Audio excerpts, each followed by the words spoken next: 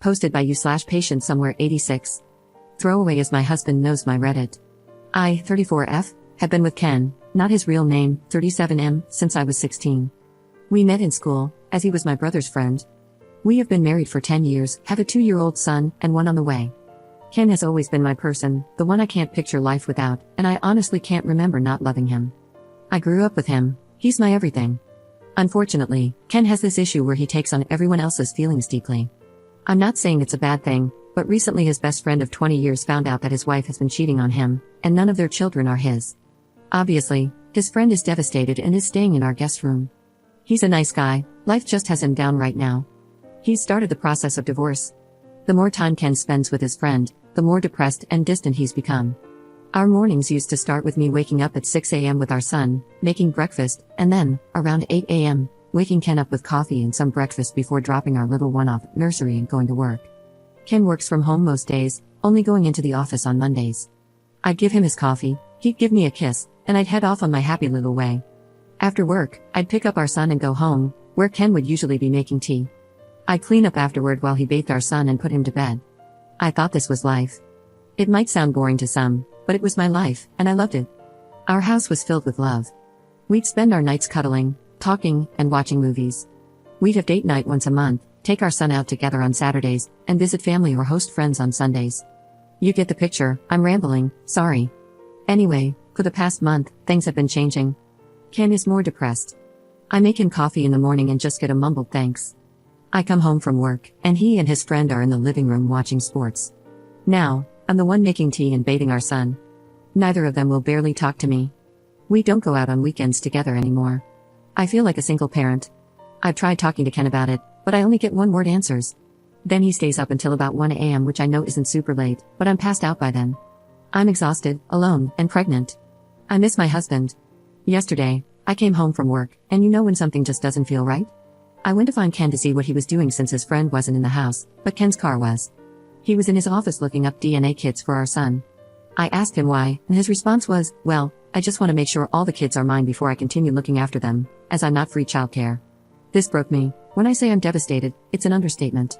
If he thinks I've cheated on him, then surely the trust is gone. Is there any going back?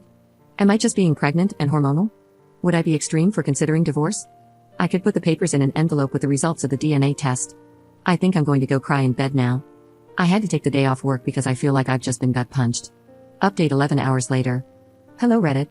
Well, after my post earlier this afternoon, I cried and then read all your lovely comments. I couldn't be more grateful. I think posting about it here really helps for some reason. It's weird how telling complete strangers that I'm struggling with life seems to help. So, after my pity party, which couldn't last long due to being a parent, I called my stepmom and dad. My mom died when I was 10. They are coming to stay with me on Friday. Crying on the phone helped, although I'm not really sure they could truly understand a word of what I was saying. I've spoken to Ken, well, more like spoke at Ken, telling him that his friend has until Thursday to leave. I'm not a monster and can't just tell him to leave at the drop of a hat. I've also told Ken he needs to leave too. While yes, I could go to my dad's house, I don't want to disrupt my little one more than necessary, and all the things for my baby are here too. Especially since I'm 8 months along, it just seems stupid for me to be the one to leave. I've made it a point not to emphasize that it's my house either. I'm trying to be calm and sensible. I'm not 100% sure Ken listened, but I did message his sister, who is a force to be reckoned with, and she said she will make sure he's gone by Thursday night. The things I've told Ken I want include, yes, he can have the DNA test, but I'll be damned if I'm the one to organize it. He can also have one for the baby, as I have nothing to hide. I know some people have questioned why I'm so against it. Let me make something clear. I would never cheat because, as I said in my last post, Ken is, or was, I don't know, my person. He's the only man I've ever been with, so that isn't a concern of mine. I'm just hurt that he wants one because it clearly means he doesn't trust me. So, what do I want? I want him to have the DNA tests, mainly so I can make him eat the results. Not literally. I'm just venting. I'm also going to suggest couples therapy. I already see a therapist due to losing my mom and my little sister in a car crash when I was younger. I want to suggest that he sees one alone, but you can lead a horse to water, and you can't make him drink. I don't want to force him to do anything he doesn't want to do. I want him to maintain contact with our son. Yes, he doesn't believe he's the father right now, but that's no reason to neglect him. He is his son, and I don't want to upset my little one. Yeah, he's only 2, but still, he deserves all the love from both his parents. He's done nothing wrong. And then, of course, the same goes for this baby when she comes along. I'm still not sure about the state of my marriage, but even if divorce ends up being the outcome, I need to be able to get through to him so he can be the father he once was. Am I going insane? Do I sound insane? I don't know why writing here helps so much. Thanks Reddit. Second update 6 days later. Hello again. I don't know how to update posts, so I just had to make another one. Following my 2 other posts, I will answer some questions. Yes, it is my house. It was left to me when my mom died. I have lived here all my life. I didn't move out because I have a child and one on the way, so why should I be the one to leave? I understand that some people believe I was wrong for asking him to leave, but as I was heavily pregnant, have a toddler, and it's my house, I wasn't about to leave. Yes, he could have stayed, but have you tried living with someone who just wants to argue or not talk at all? I'd prefer my child not to live in that environment, thank you. At the end of the day, I'm a mother first and a wife second. If you think that's harsh, then I don't know what to tell you. My children come first, period. Well, Ken's friend did leave the day I told him he had until Thursday. He wasn't happy about it and shouted some insults at me, which was amazing, not really. Ken's sister came and picked him up. I wish I could tell you what she said, but she didn't say anything in front of me, she just kept giving Ken death stares. We did get the DNA test for the little one, and Ken is the father, obviously. Ken somehow thinks I intercepted the results, even though I wasn't the one who handled them, so he's clearly lost his mind. My dad came over, and while I was making tea, my waters broke. My little girl is here, she's healthy and happy. She was 9 pounds 8 ounces, so there's no concern about anything with her. I'm now a mom of 2. I'm home now, and Ken has been to see his baby girl. However, since she hasn't had a DNA test, he's disagreeing that she's his because his family doesn't have many girls, yet he has a sister, so I just rolled my eyes. I don't really know where to go from here. Ken is refusing therapy, saying there's nothing wrong with him or his brain. I beg to differ. He wants to get another DNA test for our boy but won't tell me when or where, so I can't interfere. Maybe one day, he will come to his senses. My dad and stepmom are staying with me for a while to help me with the babies. I'd like to say I'm okay, but honestly, my emotions are all over the place, and I don't know which way is up. Ken's sister visits the babies, and we have an unspoken rule that we don't talk about Ken, apart from when our son asks about him. I wish this were the kind of update where he got the results, realized how much of an idiot he's been, and we moved on, but sadly, that's not the case.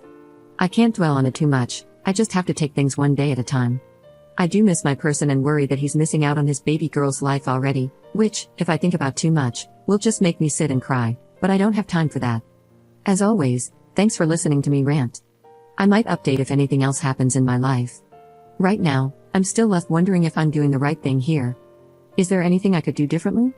Why are my kids so hard for him to accept all of a sudden? Third update 10 days later. Hello again Reddit. Things have been bizarre, but now I have closure. I know what's happened to my marriage. I know what scum Ken really is. He's not my person and never truly was. So now I just want to divorce him, cut my losses, and move on with my life. I'm still at home with my babies, settling into motherhood.